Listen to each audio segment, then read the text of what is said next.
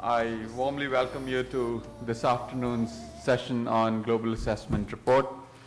My name is Kamal Kishore. I'm from UNDP. I've been asked to help facilitate this session. This is going to be a very interesting session. We are going to discuss Global Assessment Report on Disaster Risk. Since 2007, this whole process began. In 2007, a review of various global reports was presented at the global platform. 2009, the first global assessment report came out. 2011, second assessment report came out. 2009 report focused on poverty and risk in a changing climate. 2011 moved the focus to addressing issues of governance. This has truly been a path-breaking effort in more than one ways. Substantively, it has not only presented in a coherent fashion a model of global risk, which not just looks at the aggregates, but also what's happening at the local level, and identified key drivers of risk, try to understand what goes into the buildup of risk and how we could do better in reducing and managing that risk. Equally importantly, the report has become, the UN's at least, a flag bearer in the sense of advocacy efforts. The 2011 report alone, the chapters of the report have been downloaded 300,000 times, so in less than a year. So which means at least 100,000 people have it on the computers, and we're not talking about printed stuff and references made in various advocacy efforts. One of the areas of the report which requires further work is modeling drought. And you will see that this afternoon session will begin to address the problem of drought. But before we do that, I would like to invite Andrew Maskry. He's the coordinator of this entire effort since the very beginning. He needs no introduction. He has been a global leader in the area of disaster risk reduction from the times of the International Decade of Natural Disaster Reduction, and even before that. Some of the first interesting literature on community-based disaster risk management, local level disaster risk management was authored by him. He is a leader in this, a thought leader in this area in many ways.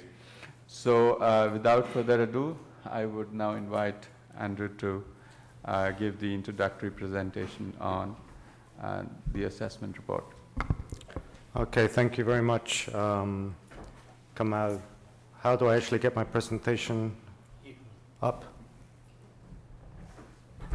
Do I just click on something here? This one? This one? Yeah. I haven't got it. This is the I don't have this one. No, the one that you gave me. My apologies. Very good.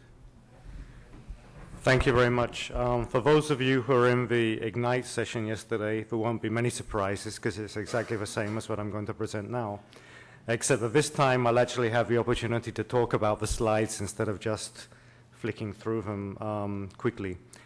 But basically, what we're going to do, we'll look at, in a sense, a selection of some of the information that's come out of the last two reports, 09 and 011, and also some of the perspectives which will feed into the next one in 2013.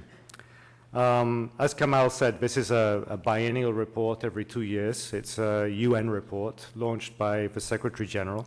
So it's not just a UN ISDR report, it's a report on behalf of the whole system. And we really try and make this a global effort in which, you know, typically 50, 60, 70 partner organizations feed into. So let's see if I can go.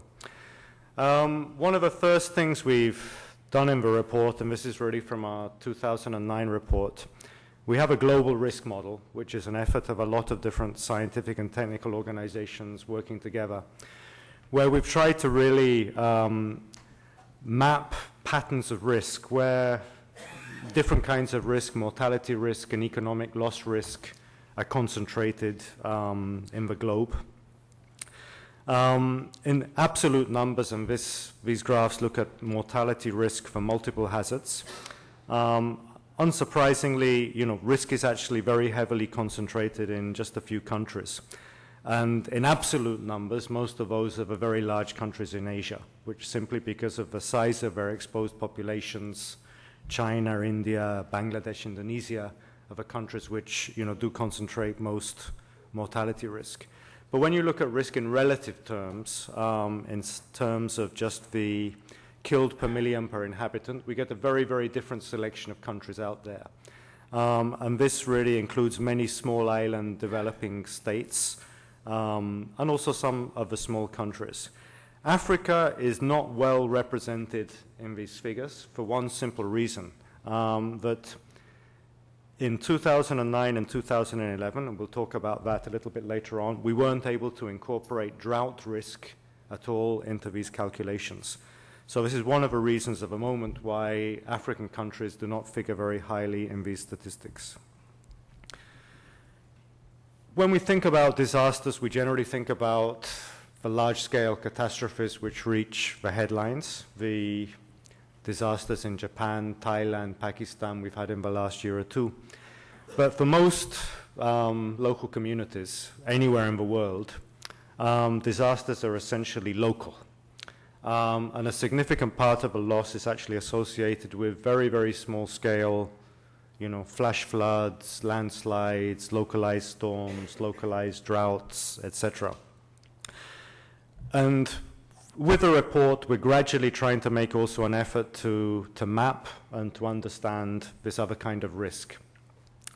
We call this extensive risk to really differentiate it from the major catastrophes, which we call intensive risk. These two maps are of Sri Lanka in South Asia, and we've just shown on the right-hand map, number of disaster reports of intensive risk. So these are the very catastrophic events since 1970, mainly just around the coast, mainly associated with the 2004 tsunami. But if you look at the extensive risks, which is all these small-scale events, what you can see is affecting every single municipal area in the country. And with many municipalities actually reporting more than 100 disaster events over, less than 30 years. So this gives you less than 40 years, sorry.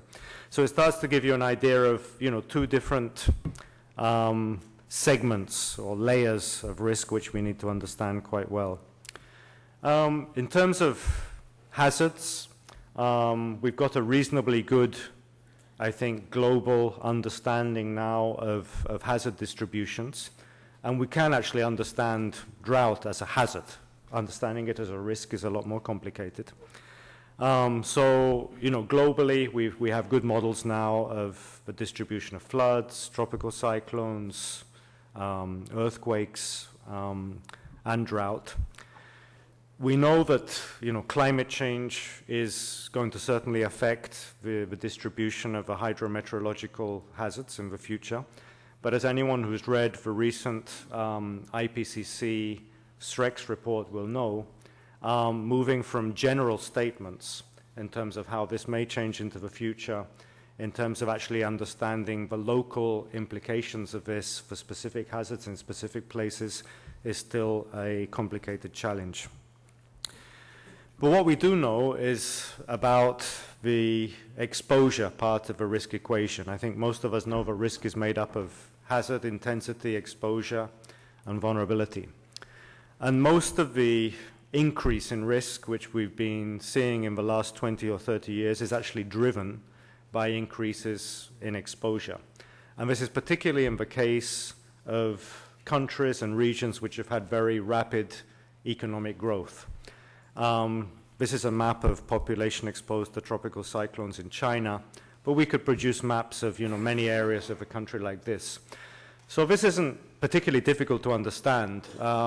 If your GDP is growing by 10% a year, and most of your economic assets are located in areas exposed to cyclones or floods or other hazards, then your exposure to these hazards is also going to be growing by 10% a year.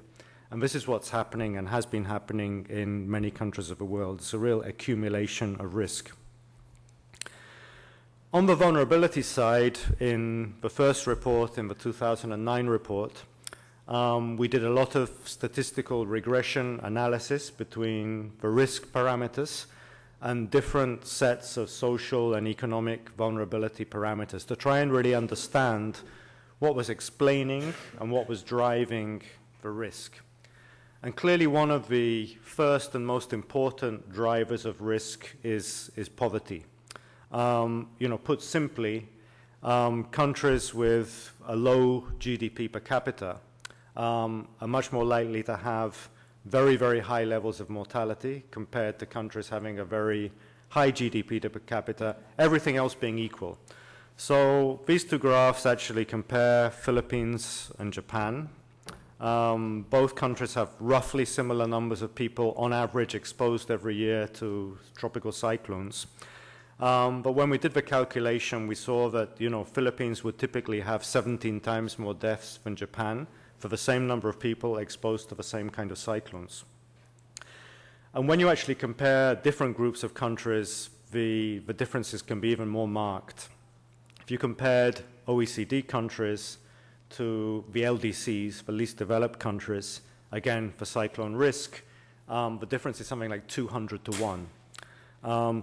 So this is telling us, that this distribution of risk globally is extremely skewed, and it's extremely skewed, against the poorest countries. So poverty really does play a huge role in actually constructing and determining these risk patterns.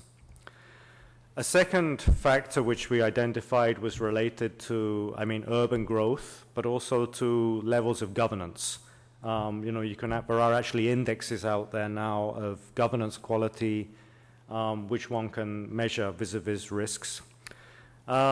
These 5 graphs are from a city in Colombia, in South America, Cali.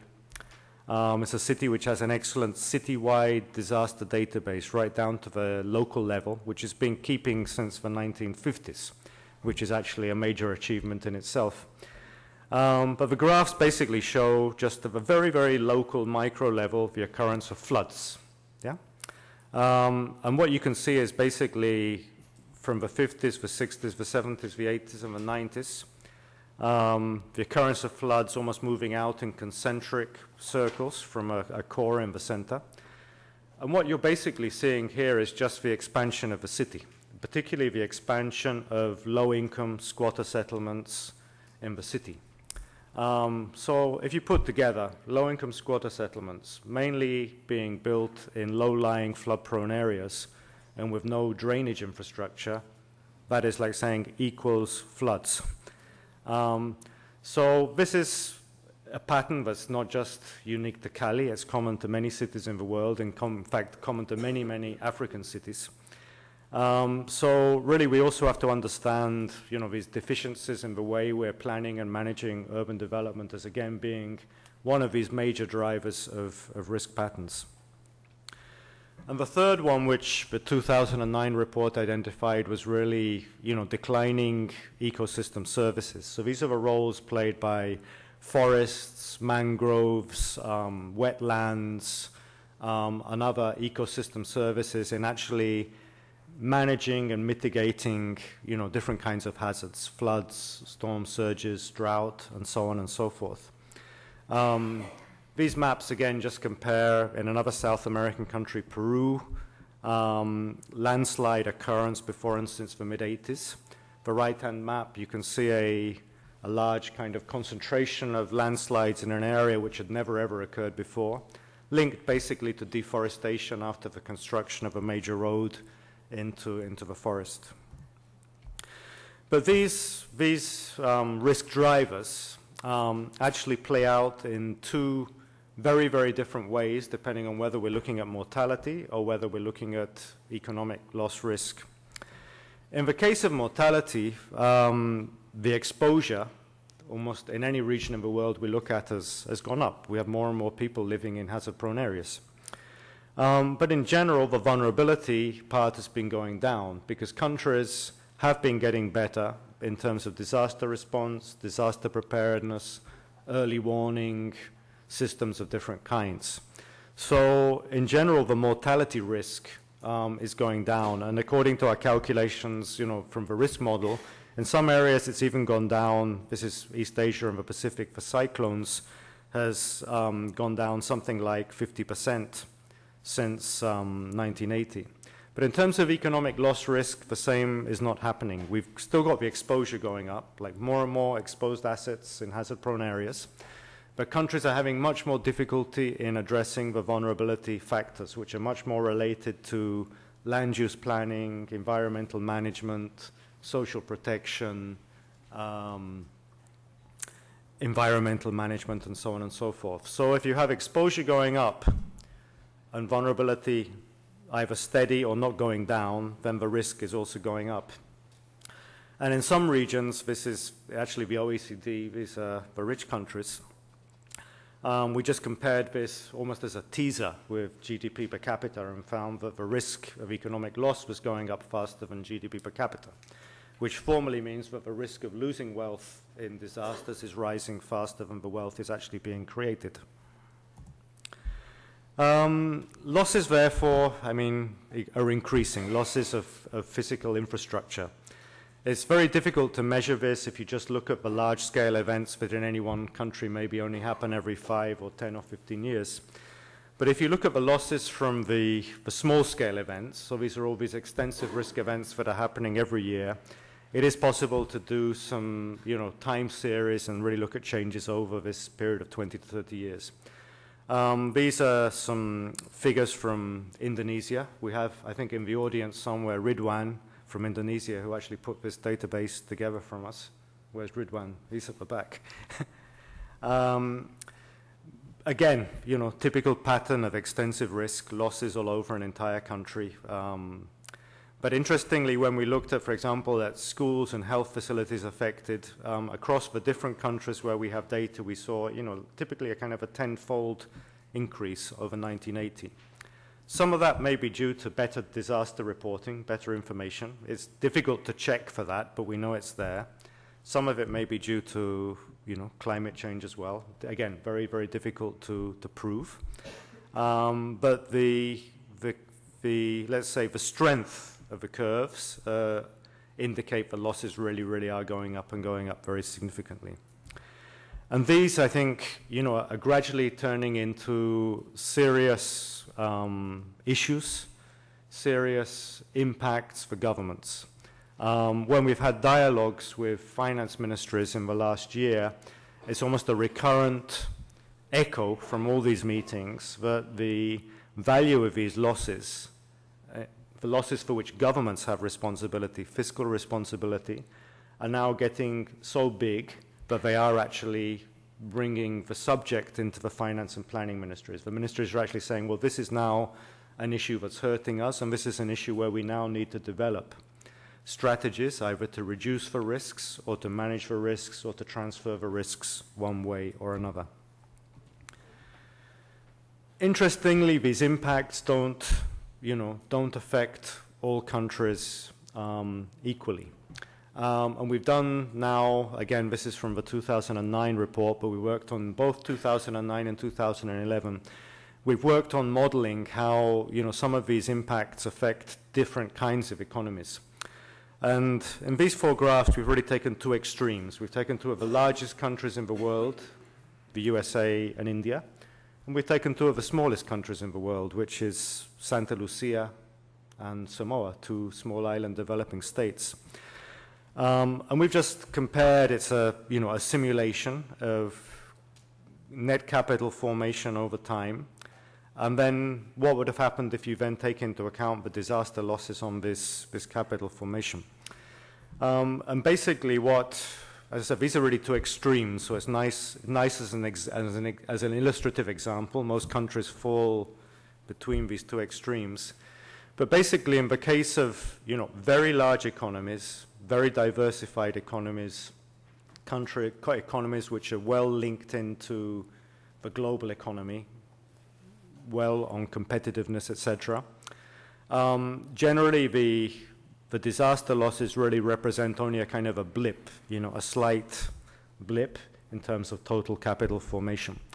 But in very, very small economies, particularly those where the economy is concentrated in just one sector, so I mean, typically say a small island where 90% of the economy is maybe in tourism or is in one agricultural sector, you know, these losses really can be devastating for the whole economy. And these are really the cases where you do talk about decades of development being wiped out and enormous difficulties in recovery.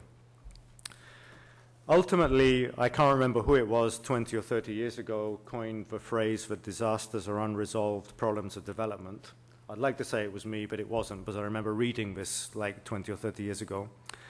And this is still really true. If you look at a range of development indicators, and this can be anything from the Human Development Index to GDP or competitiveness or whatever, and then actually cluster the countries to see the patterns. Apart from the OECD countries, most of the developing countries fall into two quite distinct groups. One group which has been, you know, since the early 80s really converging steadily on the OECD. So you could call these converging developing countries. And another group which has either not been converging or actually diverging, both from the OECD and also diverging from the other developing countries. And this is actually important because we often talk about developing countries as though this is a homogeneous group, and it is not. When we compared this again with the risk model statistics, what you can basically find is the converging countries are the ones where we have this really rapid growth in economic loss risk. I mean, these are successful economies where we have more and more exposed economic assets and the economic losses are still going up. But the diverging, you know, the diverging developing countries, so this is, you know, the Haitis, the Somalias, the Chads of this world. These are the countries where we don't have the same pattern. These are the countries really where the mortality risk is still extremely high and still going up. And this is borne out. I mean, when you see disasters like the Haiti disaster of 2 years ago. This graph shows population and economic assets exposed to tsunamis. Again, this is from data from the 2009 report. It's not really surprising. Japan is second in terms of average population exposed per year to tsunamis, and first by an enormous margin in terms of economic assets exposed. This we know. But I think what we don't know is then really how to model the downstream impacts of very, very extreme, very unusual, catastrophic events. And what we saw, I think, in Japan last year was a mixture of between what we call synchronic failures, where different systems break down at once, and sequential crisis, where one kind of disaster creates another. As our societies become, you know, increasingly urbanized and increasingly dependent on telecommunications, internet, electricity, etc., clearly, I think this gives us a little bit of a taste of what the future of risk is going to look like, and probably the inadequacy of much of the modeling work we're currently doing, which still tends to look at natural hazard risk in a silo. And I think we're still not very clear in terms of how we can actually then model the more societal risks which come out of that. Every 2 years, we ask governments to self-assess their progress against the Hyogo Framework of Action, which is the international framework we have for reducing disaster risk.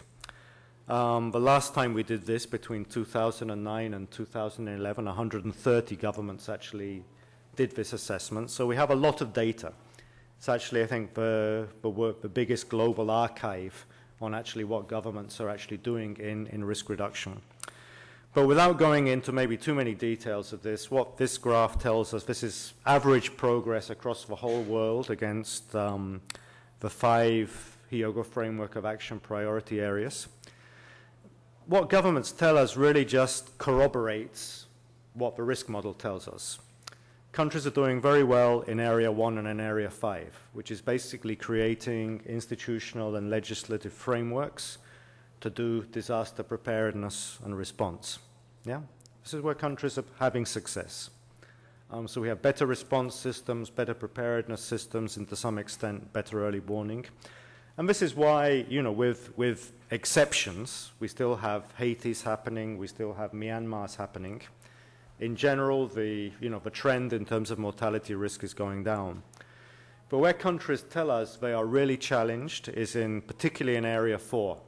That's happened in both these exercises we've done, which is actually getting disaster risk considerations factored into the different kinds of development planning, so into environmental management, social planning, urban planning, infrastructure development, and so on and so forth. And this is, it's not me telling you that this is where the problem is, this is governments telling us that they either can't do this or they're very challenged to do this. And this is really where we're not making progress, and this is really where we can see, as I said, the corroboration of why the economic loss risk is going up so fast.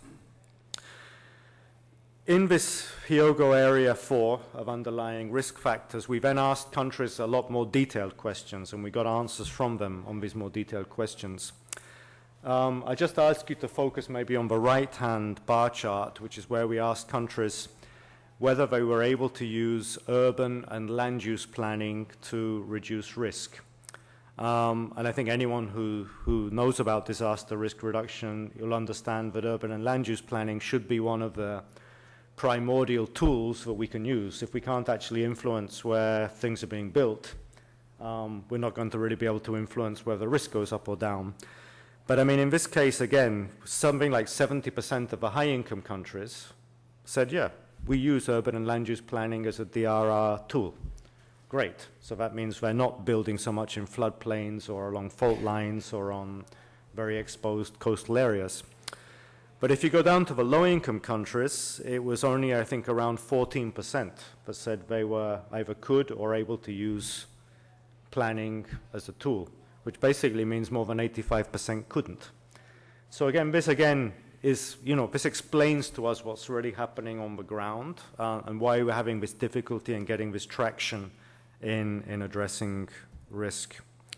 So some of the issues we've been pointing to, and this is really now from the 2011 report, one is clearly the need to systematically account for our losses.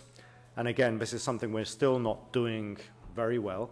From global databases, we can get a part of a picture. From the CRED database, I think we can get a reasonably good idea of mortality, but they don't look at really physical losses. From the big insurance databases like NatCat and Sigma, we can get a great idea of losses in well-developed insurance markets, but probably not very much about what's happening in remote areas in developing countries. So one of the key things I think we have to do is to really get countries and governments committed to systematically accounting for their losses, because if we really don't know what we're losing, it's very, very difficult then to justify asking anyone for more investment. We also then need to really look at what we might be losing in the future, and this is really where probabilistic risk assessment comes in, which is being discussed in many other sessions in this Understanding Risk conference. Because clearly, if we only have 40 or 50 years of loss data, that can give us a reasonably good idea empirically of what we may be losing in return periods of less than 50 years.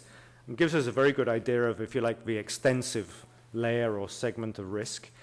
But we really do need the typical catastrophic probabilistic risk assessment to give us an idea of the losses we might incur, the intensive losses from 1 in 100, 1 in 500, and 1 in 1,000-year events.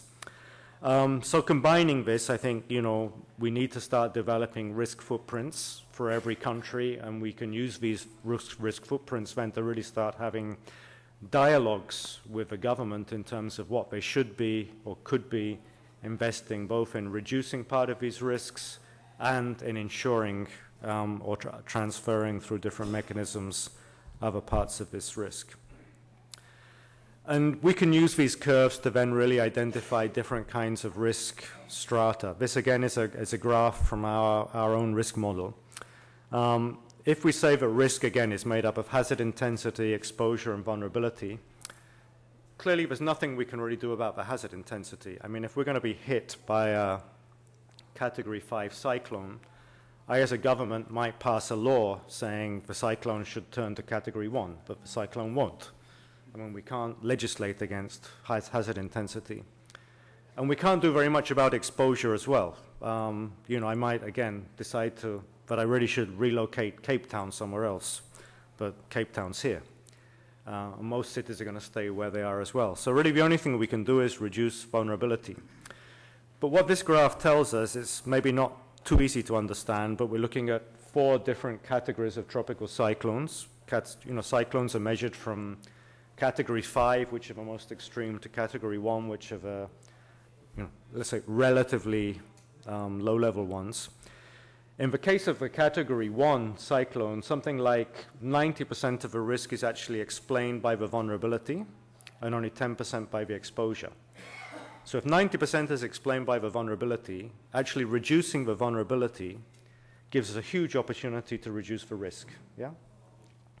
By the time you get to the Category 4 cyclones, the vulnerability is only explaining something like 40% of the risk. 60% is explained just by being there. So that means that even if we could really reduce our exposure, our vulnerability to 0, we're still left with 60% of the risk. And this, I think, points to, again, to this importance of layering risk.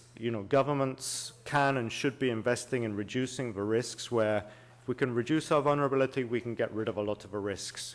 These are the ones on the more extensive side of the spectrum.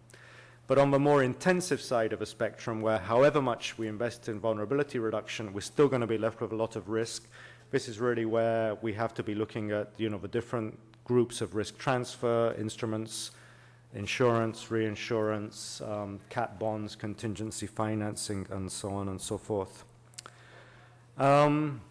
We also looked at, some of the costs and benefits of different strategies for risk reduction.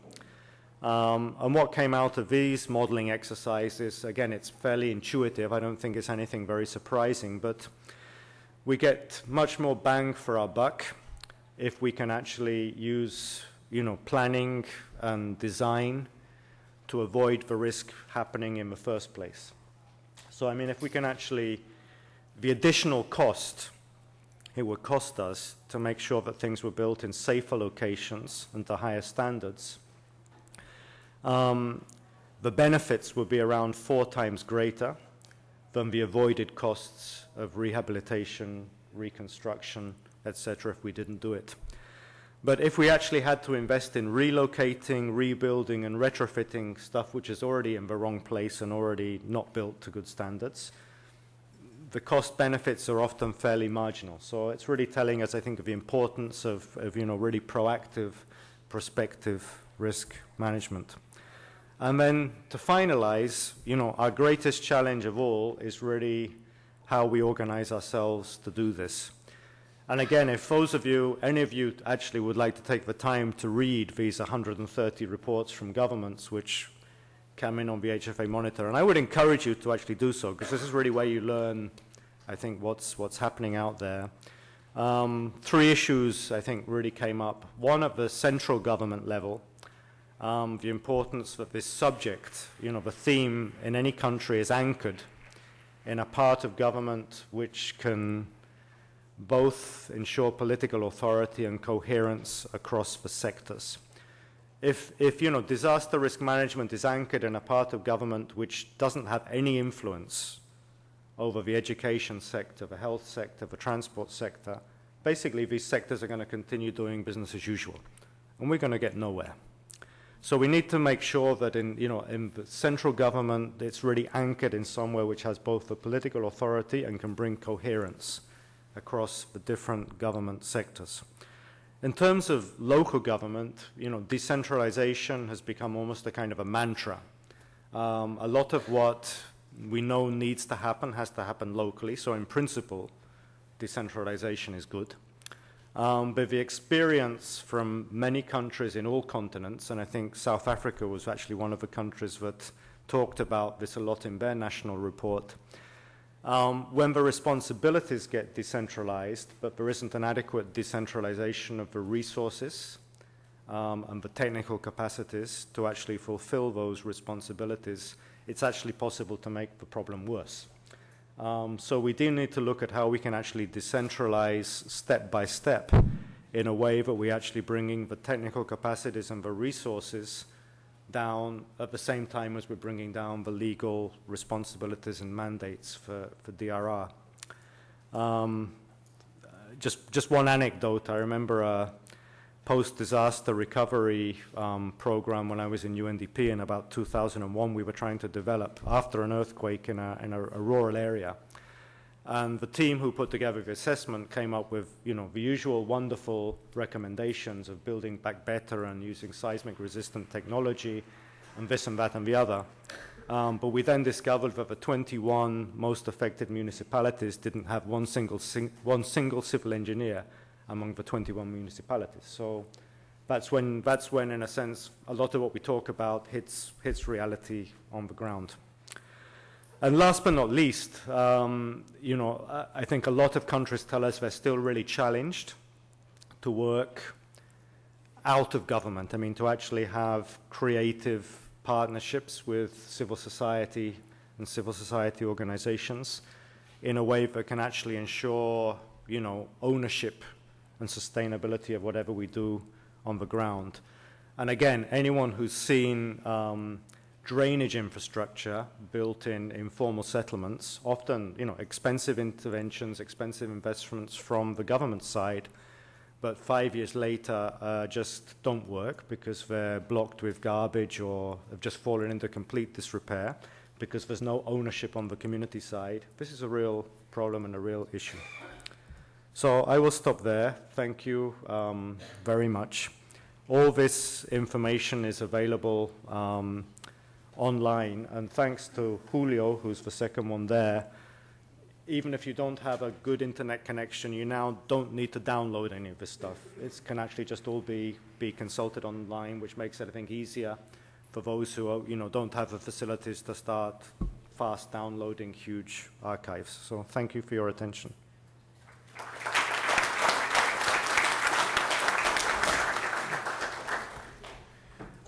Thank you, Andrew.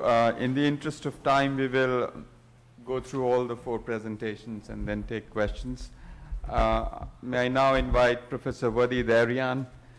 He is Director of Land and Water Use Division at ACSAD, which is Arab Center for the Study of Arid Zones and Drylands. He is one of the lead authors of the IPCC SREX report. He wrote the case study on drought. He has led the development of World Bank's climate change adaptation strategy for the Arab states region. He is on the advisory panel of the GAR, the Global Assessment Report for 2013. Professor Aryan. Mr. Chairman, thank you very much. Good afternoon, everybody. So this is the map I'm going to show you all the time now. I have 130 slides. And I have a challenge to do it in a very short time. So, but this is very important, the key message coming from the SREX report. And if you read the first line with medium confidence that drought will intensify in the 21st century, let me tell you that it is medium because the knowledge and the information was limited. So I can give it high level of confidence, but it's only because of the limitation of information available. It is medium. So those are the regions which will going to suffer, but Mediterranean and parts of Africa, especially South Africa, and will be affected by drought. But what's the definition of drought? Drought is very complex phenomena, and finally we have now IPCC and agreed that in the new definition, just published in April 2012, they said that this is exactly the definition of drought. Drought here is a period where is abnormally dry weather, long enough to cause a series of hydrological imbalance. If it is precipitation deficit, so we call it meteorological drought. If it is soil moisture less than usual to support vegetation growth, so we call it moisture drought or agricultural drought. This is what we're going to talk much about now. And if it is not enough to support the runoff of water, rivers, so we call it hydrological drought. And here we can see that evapotranspiration is taking place now in the definition. So all the time we speak about SBI, when we speak about drought, this is not anymore. Now we are going to talk about different indexes, including evapotranspiration in it.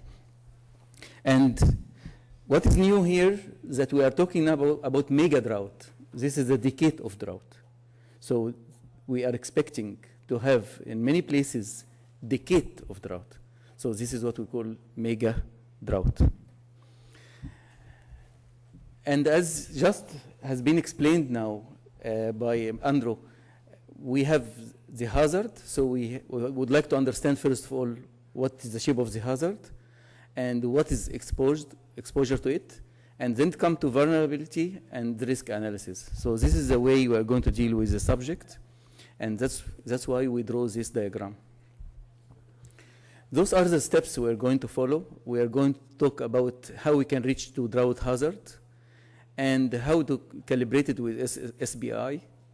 And at the same time, we will see how the land cover or land use is exposure to drought. And we will see also how the river basins are exposure to drought, keeping in mind that we have more than 236 river basins and lakes around the world, transboundary. And we'll see the vulnerability in the loss of land use and loss of crops, and then we will do some analysis, statistical, to see exactly how this affects the economy and social. So if we talk about drought, we have to keep in mind immediately that there is intensity here, but also there is variability, because in many places in the world, the precipitation is not coming similar way, similar shape, similar months. There is a variability in amount and in distribution. So it's very important to include variability. And also it's very important to see the frequency of drought and consecutive, the duration where you have drought expanding for a few years.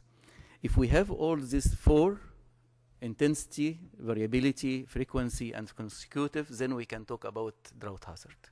So we'll try to see if you study country like Africa, where you have the rainfall distribution and rainfed agriculture distributed in different systems.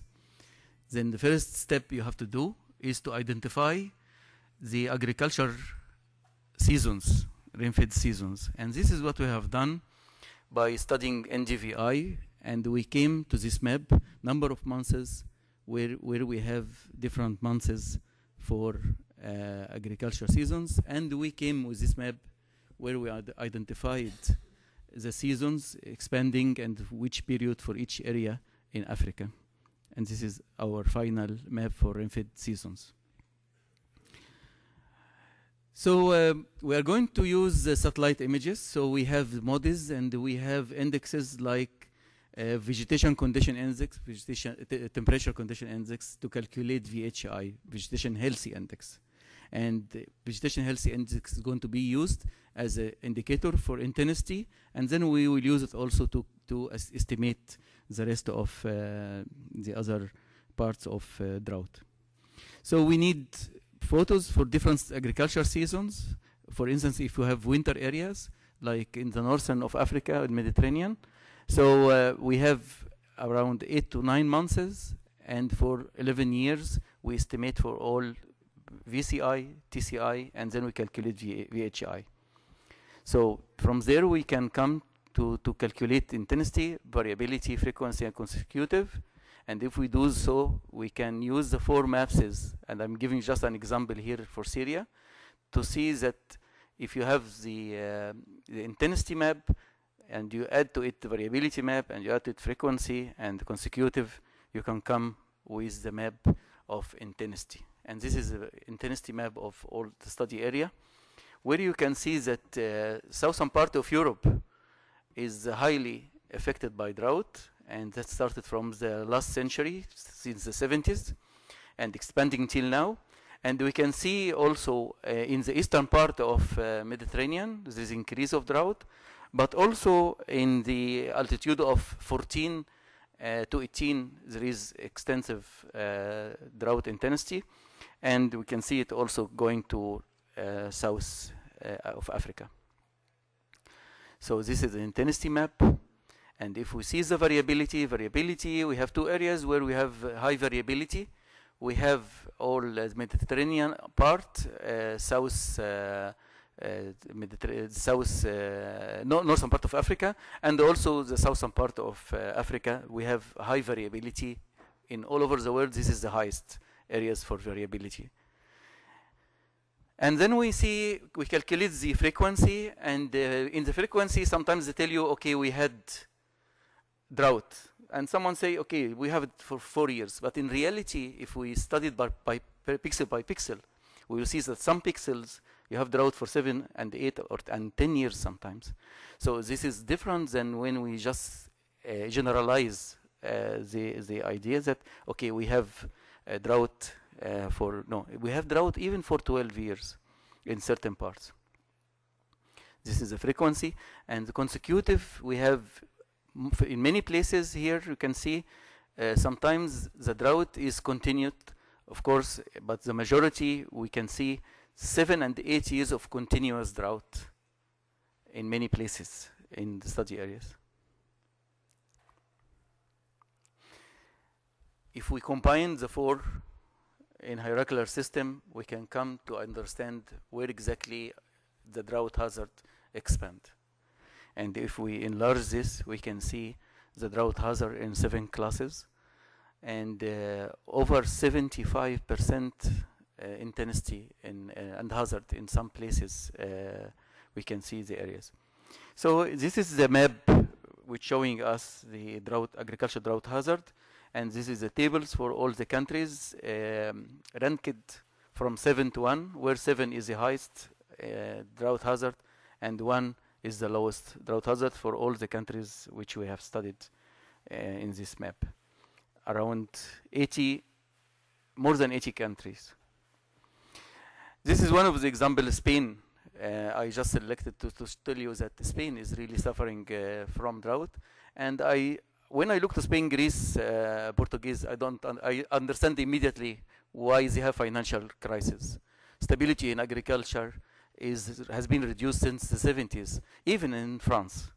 So this is, we have to keep it in mind. This is just I selected for South Africa, just to show where is the areas where there is hazard in South Africa. This is Somalia, and we can see also in Somalia the moderate and high hazard is almost 53%. 50% of the country is under drought hazard. SBI is very interesting to work with SBI. There is many international data for SBI. Spanish already, they have published a lot about SBI. And we can see there is different groups of number of months they use for analysis. And for Africa, this is the map of Africa from the beginning of the century, last century, till the beginning of this century, first decade of this century. So this is the SBI, and we can see it in 1 month, in 3 months, in 9 months, in 12 months, in 24, in 48, 36 and 48 also. But you see that the more months we can use the system, it improves the analysis of the SBI appearance for us. This is for Europe, and we can see also comparison between different indexes, Palmer, and also in many during the different years, how it is distributed in Valencia in Spain, and we can compare it with SPI. But if we look to the SBEI, where we can almost see the soil moisture on the ground and how it affects the plant growth, I think this will show us that there is a real drought, because more temperature we have also, plus the reduce in precipitation, with soil moisture is affected very much. And this is, we can see it very clear now in Spain, and we understand why we have the hazard in Spain. We are trying to see who's doing what in that direction, but we are doing also our own analysis now for seasons and months. And for Cairo, we came to this map for the trend in Cairo during the last 15 years. And I think it matches with the data we have seen produced in Spain. The correlation is about 0.8, which I think is very high. Sometimes we have some months it is higher than this. So land cover map is very important now, because we would like to see the exposure here. And if we see the map of land cover of global map, and we take part of Africa, and we see it for different countries, like Spain or South Africa or Somalia, for instance, we can see the distribution of different land use on those countries. But also, because as I told you that we have 263 different transboundary rivers in the world, it is important also to see the exposure of the transboundary rivers. Especially, we have around 59 transboundary rivers basins in Africa only. Now we are talking about green water and blue water.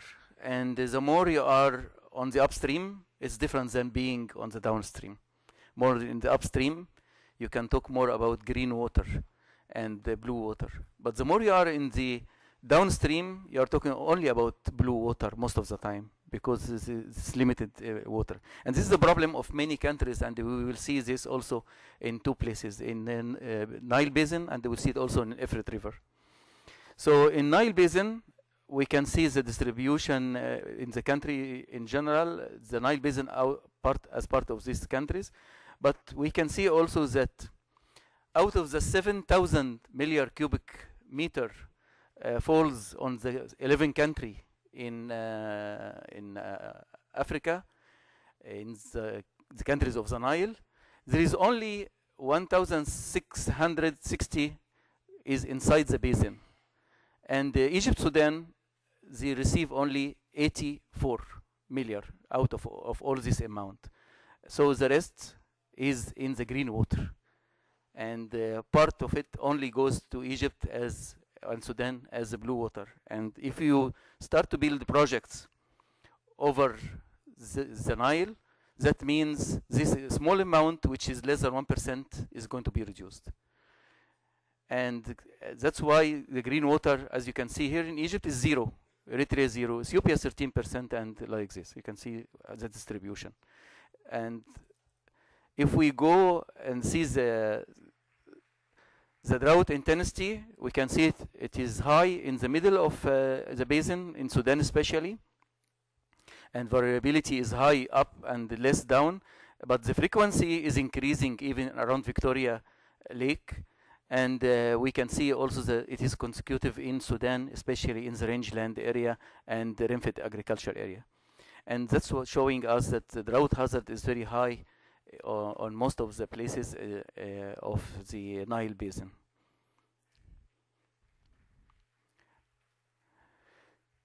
For studying land degradation, we use the trend analysis. And with the trend analysis, we do two different scales. One scale is regional one, and second scale is the on-site. But just for time, I will try to go faster, because this is the map of land degradation in Africa and the Mediterranean. And again, it is ranked in two ways. First way, it's ranked as high and moderate areas affected with land degradation. Second is ranked with high, moderate, and slight land degradation. And in reality, if we compare, there is difference between the two. But if you have the drought hazard, it is more linked with the slight, more affected by the slight land degradation is affected more by drought. This is to show the difference between the two maps according to moderate, high, and this is a map of Spain. This is a map of Somalia, again for South Africa. So drought hazard and land degradation combine together in this map. So we can see where are the areas where we have high hazard of drought and high hazard of land degradation. And we can see exactly Somalia. It is clear in Somalia, it's clear in Eritrea, it's clear in Sudan, and also in many other countries in Eastern and South Europe. This is a map of Spain, and this is the land cover map of Spain, and this is the result of the combination between the drought hazard and land cover. What type of land hazard is more affected? We can see that forest areas and rangelands, and then the mosaic areas between croplands and vegetation are more affected. A land cover for South Africa, we can see also the combination between degradation. And this one I use degradation just to show you that there is degradation, high degradation in the croplands and rangelands and also in the forest areas. And this is in one of the basins, Efrat River. We can see again land degradation. It is, we can see land cover, and we can see the stability of land cover in the Turkey part. This is the upstream of the river, while the rest is very narrow river. And we can compare with vegetation, how effect of hazard on vegetation and the distribution in each of the countries, and how the effect is going in each of the countries. So finally, we need now to see some statistics. And to do this statistics, we have designed or studied several indicators. So economic indicators like the change in GDP, and change in gross national income per person, annual change share agriculture value. And I will show you those indicators has been classified and ranked. And then population also, land use, water availability. This is the data we used from FAO statistics. Agriculture, drought, and economical indicator showing us the relation between hazards and the evaluation of different indicators which has been used, which showing us again that there is a big influence of drought in most of the indicators we used in this study and in different countries. This is just an example to show you the different maps in comparison between the complete 10 years of the study and only 5 years in the beginning of the decade. Just to compare between the 5 years, which we have seen that there is a high hazard between 2005 and 2010, and the 10 years in total. We see that those 5 years is showing us that the hazard has affected most of the indicators highly in comparison with the rest. So I wanted just to share you those data about the different indicators, and I would like to thank you at the end.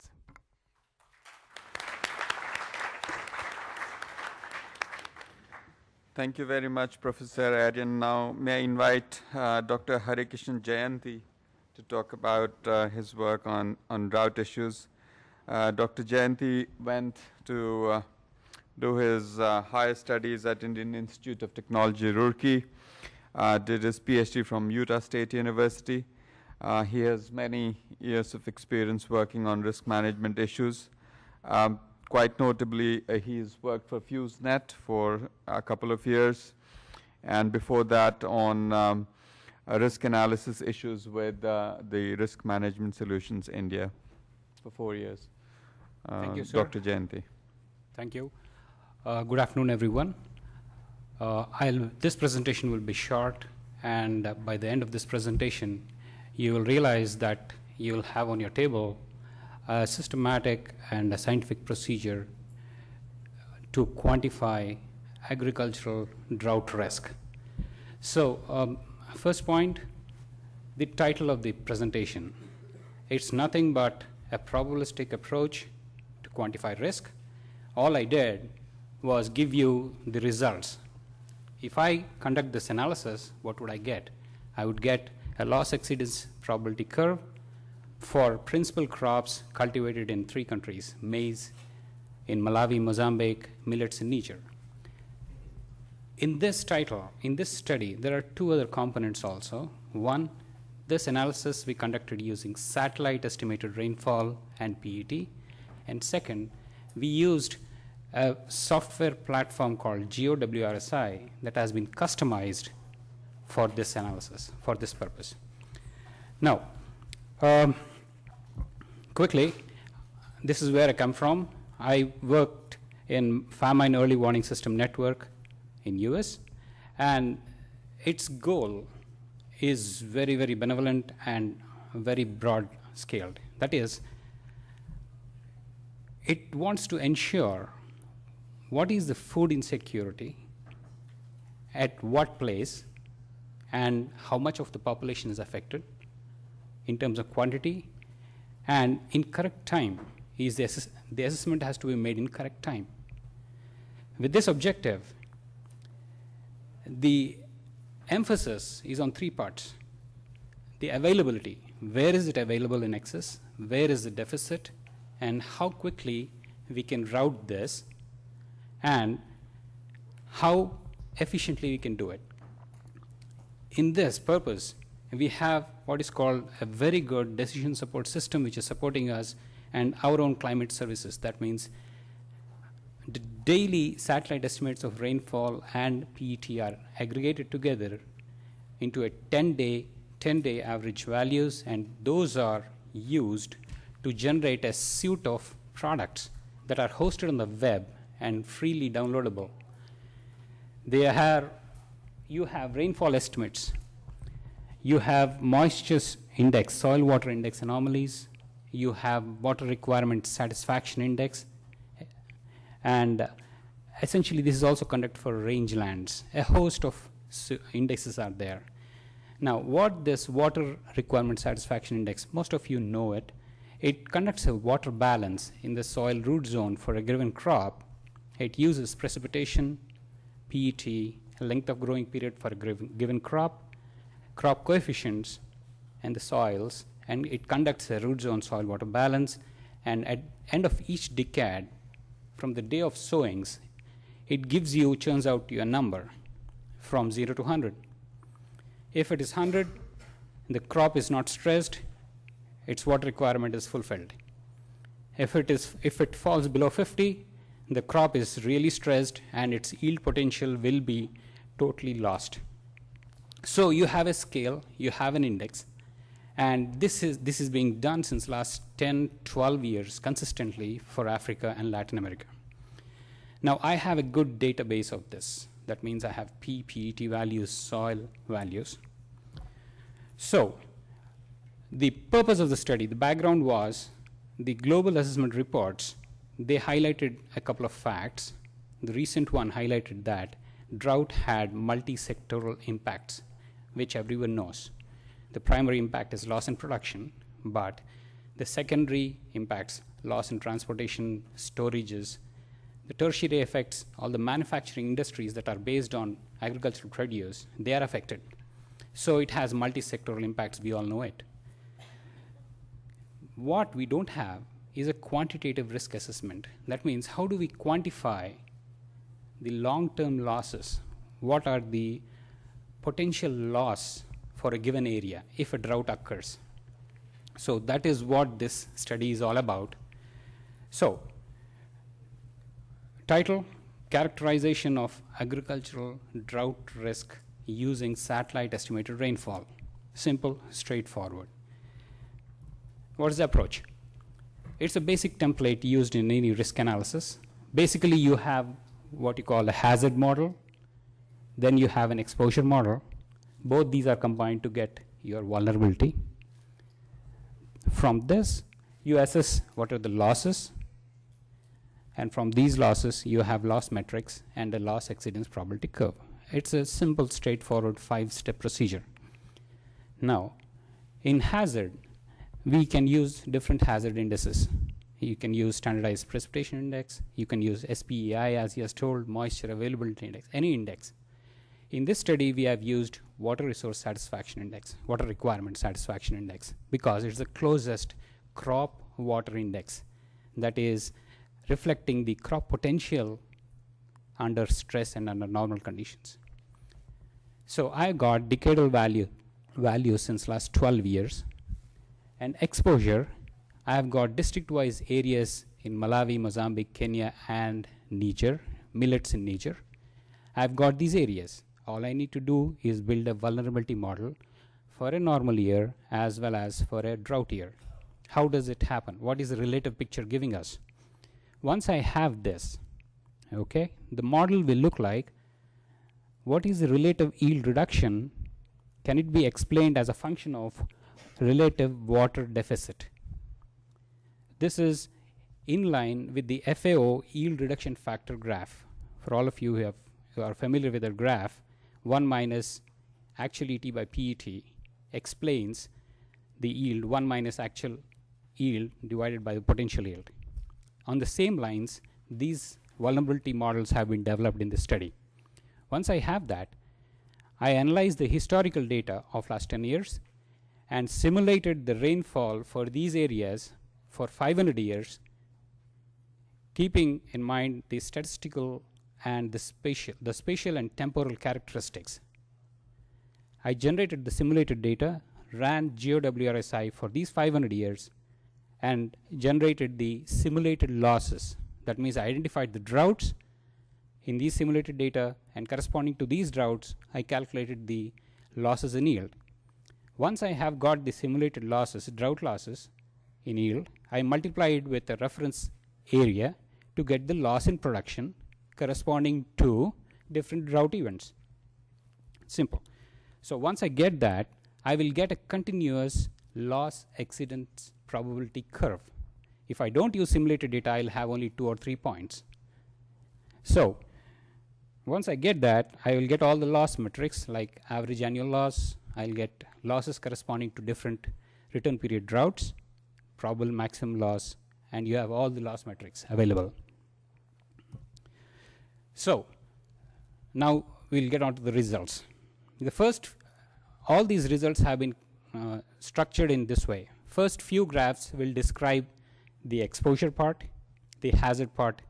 Then next couple of slides we will discuss about, I'll show the vulnerability model, and the last couple of slides will be the loss curves and the losses. You'll have drought frequency maps. We'll start with Niger. This is the rainfall distribution in Niger. Okay, you see the southern band, you'll have more rainfall. As you go north, you'll have less and less rainfall. That's the rainfall distribution.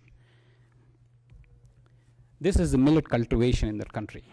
You see the northern band cultivates more than the southern band.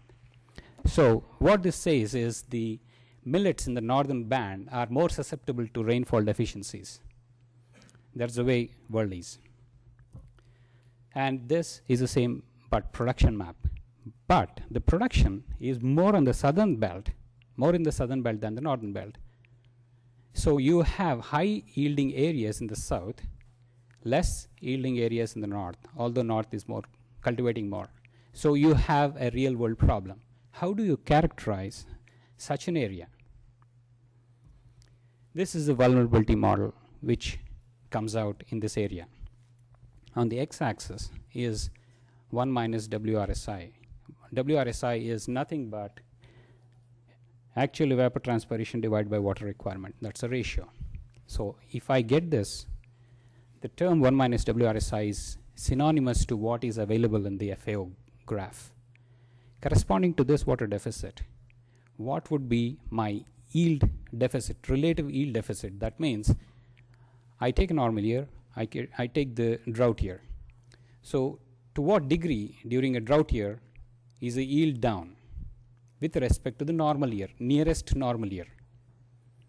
I calculate these differential, these fractions, and I plot one against the other, I get the vulnerability ratio, this vulnerability model. I use this model for historical droughts and simulated drought scenarios to compute the losses for the corresponding years. And how does the product look like?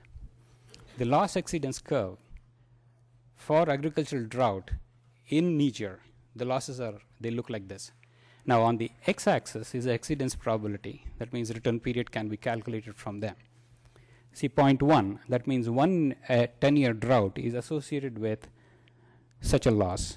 And in 2000, there was a drought which Niger ended up losing about 450,000 metric tons. So that corresponded to a 1 in 25-year drought. So the drought in 2004 in Niger was a 1 in 25-year drought.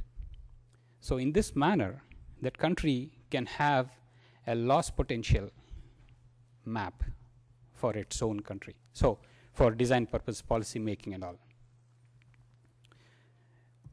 Next, I have the average annual loss map for this country plotted. So each district, each department has a different potential, average annual loss, and this can be used in policy making. Again, these are all loss metrics. Once we go, it's all easy now. Now we have a drought frequency map. That means 1 in 4 years, these districts are affected by drought. And this is the scale. You can easily see what is the drought frequency in this country. So these metrics can be extracted from the risk analysis and the risk analysis. Now, we'll get to maize in Mozambique. This is on the left-hand side, the inset gives you the rainfall distribution from November to March. And on the right-hand side is the area cultivation, maize cultivation in Mozambique. Now, the northern districts, northern provinces are water surplus areas, whereas the southern and central are more prone to drought as we go south. Likewise, this is the production distribution map.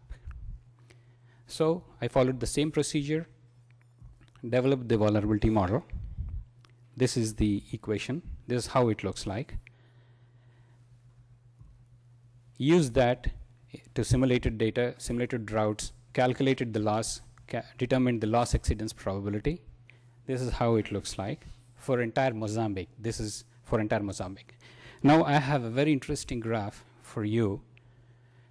This is for each province, loss exceedance curves for each province. You see Manica has a different behavior, response to drought, as when compared to Gaza, Maputo, and Inhambane, the blue and the cyan lines. These three provinces have a 0-1 case. That means if you have a drought, the entire district is lost. You have a heavy loss. But Manica, its behavior is different. So if you have, say, a return period of 1 in 4 years, you have more loss coming out of Gaza and Maputo rather than from Manica. And for a severe drought, okay, 0.1, your Manica, the losses in Manica province are huge when compared to these three. So every area has a differential response to drought. These curves help the policymaker, everyone understand how the area is responding, okay, how much area will be affected and to what extent. So we can generate such curves for all other districts. These are the ALs for this country. I just say compared it with rainfall. It's obvious that the northern provinces are seldom affected by drought. The central and the south are more affected. And Manica of all the provinces is affected more because it's the highest cultivated maize cultivation province. And south, it is a water deficit area, so it's obviously drought prone. So, drought frequency map, the same results. I plotted it against rainfall so that you can easily compare. Then we come to Malawi. Same rainfall distribution on the left and the maize cultivation on the right side, the insets will show. Sorry for the labeling, the size of the alphabet is small, but still, this band, it cultivates, the southern districts cultivate a lot of maize, but these are drought-prone districts, southern Malawi. So, next, the vulnerability model. It looks like this. This is based on WRSI. And the loss curve, sorry, I'm done. Okay, this is the loss graph. And this is the drought frequency map. Okay, these are the losses.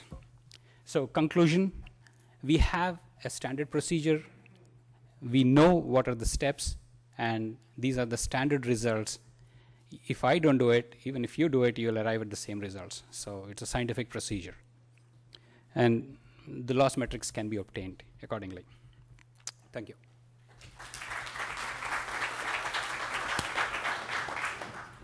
Thank you, Dr. Jayanti. That was a very interesting presentation.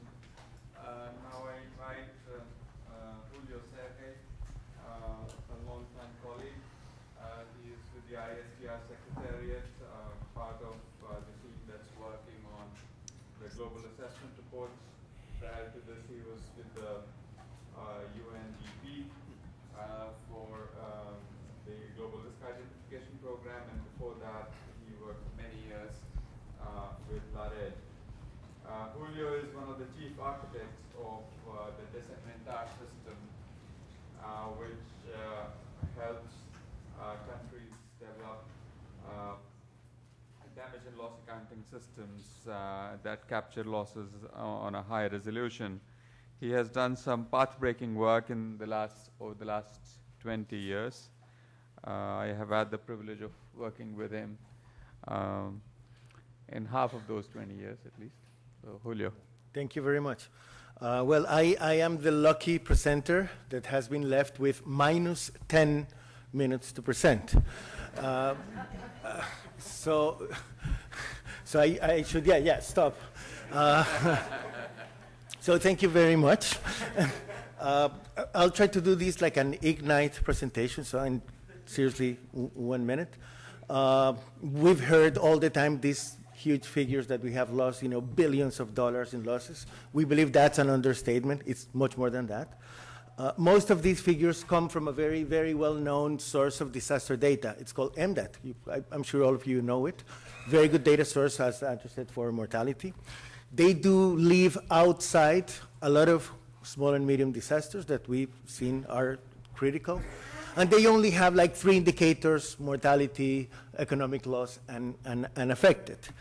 We've been looking into several sources. I'm happy Andrew did already most of my presentation here, so I won't have to go into details. Reinsurance data, global data, etc. We've been trying to complement, once we go to countries inside a country, with much, much richer disaster loss data sets. These disaster loss data sets have, first of all, a much richer set of indicators, 16 indicators of losses, like number of hectares of crops lost, number of houses destroyed, number of schools damaged, etc., etc. Physical impact losses, which are much solid than economic loss figures. We have covered small and medium disasters, very important, and we attach this information to small geographic information units. This data is later, provided as, tables, charts, maps, etc. This is, disaster risk reduction 101 thing. I mean, this is the most simple thing that any country can do. You've seen here sophisticated methods for creating loss exceedance curves, etc. This is seriously no rocket science. It's very simple. This is what a disaster loss database looks like. It says number of people killed, damaged, destroyed. It's a very simple thing. It can be done by any government with very simple capacity building process, and it provides extremely important and good results. Like the ones we were seeing on the GAR. You already saw this map on damages on Indonesia and trends. developed countries have been also developing disaster loss data sets. A good example of this is the Sheldus data set. It doesn't have all the richer set of indicators, but it's still, taking into account small disasters, disaggregated information, and so on. And at this point in time, we're still, building this capacity. Our goal is to, at some point, be able to build a global picture from a bottom-up approach, starting from the local level to a global level. Right now, there's very good progress in Latin America and the Americas. We're one country away of being able to do this picture on a continental scale in the Americas. There's good progress in Asia, and there's a lot of things going on in Africa. You know what? I'm going to invite you for Friday session. We're going to spend one full day on this, talking about how to build these data sets, how can they be used, how can you connect these data sets with risk assessments, with studies on environmental degradation, and many, many other topics. So I'm going to stop here. I have like 15 more slides, but I think, we all want coffee, and I'm sure you want to make questions to the rest of the presenters. So thank you very much. Wait for you on Friday, okay? That's the only privilege I have. Thank you. Thank you very much. We are due for a coffee break now, but before we go, I think we can cut into the coffee break a little bit and take a few questions. So I'll take 2 or 3 questions, if there are any. Guna and...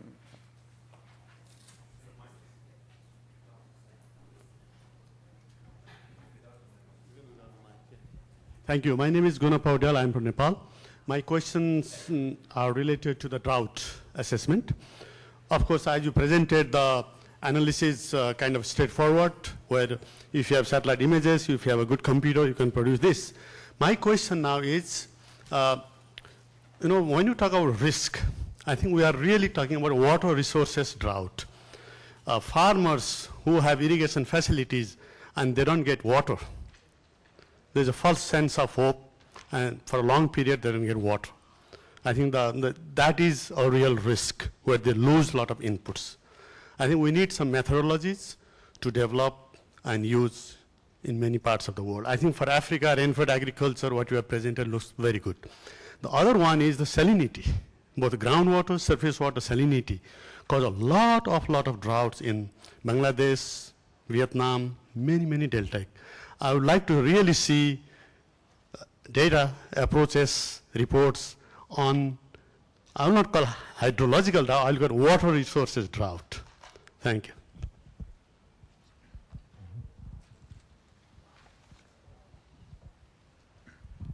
Hi, my name is Dusan Sekulski. I'm university professor here in Bloemfontein, University of the Free State Disaster Risk, former scientific advisor for United Nations University in Bonn in Germany. Thanks for all this presentation. Little bit comment and maybe concern. In your model, you're talking about risk and you have a hazard, exposure, vulnerability. Talking about drought, I would rather focus on dry spells or wet spells, if you talk about wet spells, than drought, because without proper resilience or without proper manageability, not every dry spell will make a drought, and very often drought happen without dry spell. Maybe it's just terminology issue, but again, think about manageability and then put in your risk model, and then maybe you can talk about drought. Thanks.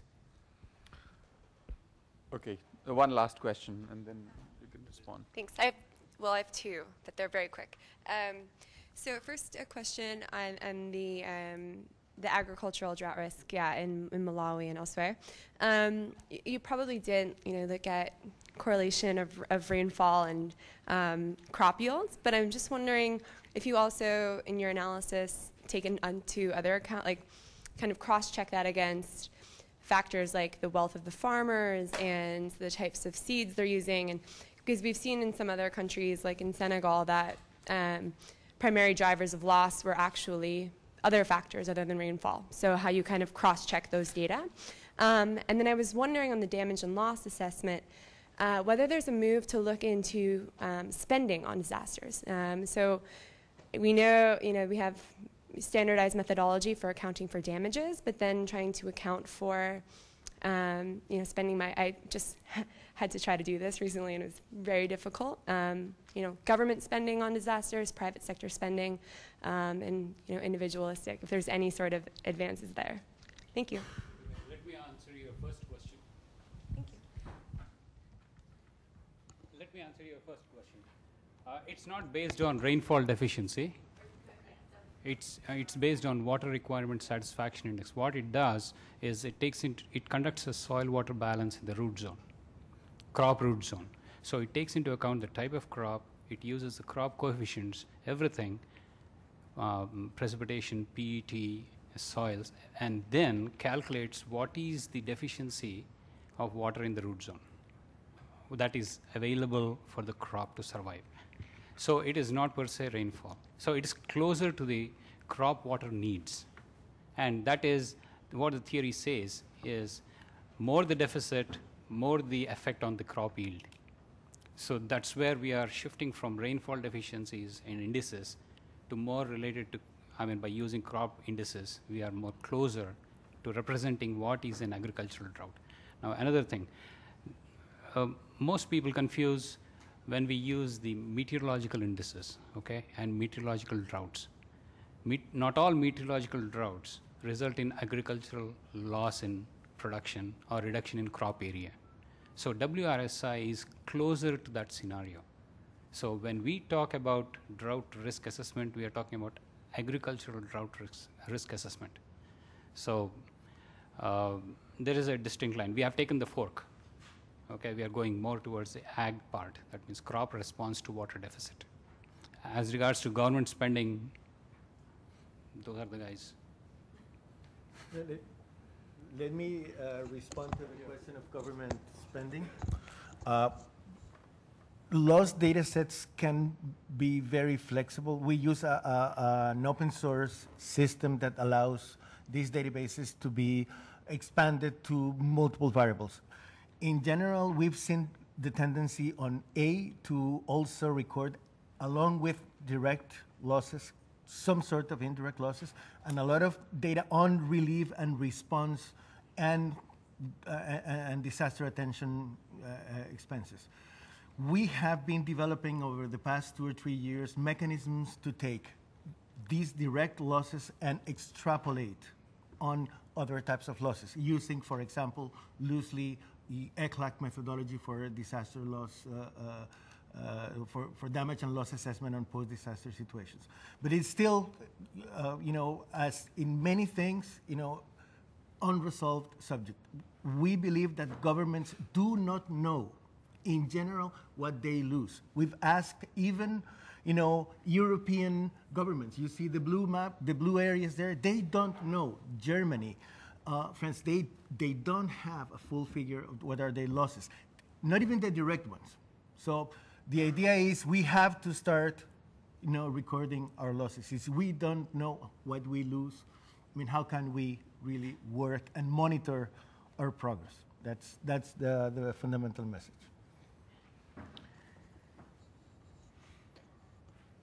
Have you seen River Die? This is very important to recognize that people depend on irrigated agriculture, and suddenly the river which is used to use is dying. If you see an area where you have rangeland and this area received less than 200 millimeter and the people depend on their living on this rangeland and they don't receive any more, they are in cycles of drought and they don't have any more rangeland. It is already a rangeland for 2-3 years each decade. They immediately leave the area. And this has happened in most of the Arab countries in desertic areas where they have a rangeland covering less than 15% as total coverage. If you go to the forests in Panama and you look to the forests where you receive used to receive 1,200 millimeter, and now we are receiving around 1,000 to 900 millimeter, and you start to see the life type inside the forest. It's changed. The type of trees is changing, the kind changing. It's economically will change because the birds and the animals and many of the biodiversity inside the forest is also has been left or changed. So the drought is making a big difference in many places if it is there for a long time. And we have seen the cycles of drought in many places. It is now coming very close to each other. I will give you example of Syria, where 1.3 million has left their origin villages and places, and they left to cities just in the year 2007, 2008, after a cycle of drought started in 2005 and ended in 2009. But they couldn't stand, their loans has accumulated, and they have to split the families sometimes. And first time you see conservative women working in a coastal area in greenhouses. It's a lot of social and economical stories you can tell if you are talking about drought impact on socio and the economy. And of course, if we deal with all those issues, we keep in mind that uncertainty in rain-fed agriculture between the zone which is receiving rainfall of about 150 to 400, and you have evapotranspiration, high evapotranspiration. This is areas where you have uncertainty of agriculture. And with this uncertainty of agriculture, the people are now trying to find alternative opportunities. So if you look to the world in globe, and you look to the rangeland in general, and you look also to the areas where we used to produce maize, wheat, and barley, you will find that those are the areas, according to the IPCC report, is going to be affected more by drought. This will affect the food stability on the globe, which we already felt it after each cycle of drought, and this will, according to all the scenarios we have seen, and according to IPCC SRAX report, this is going to be expanded in the 21st century, and we will feel it, all of us, not far from now.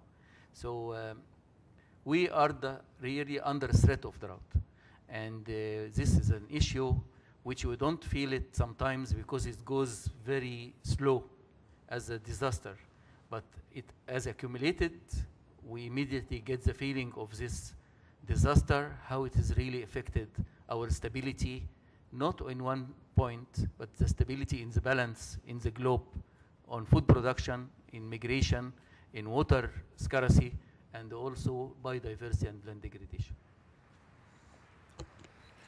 Thank you very much for very rich presentations, interesting questions. I'm sorry we have run out of time, 15 minutes into the coffee break, right after which there is a session on floods, I think in the same room.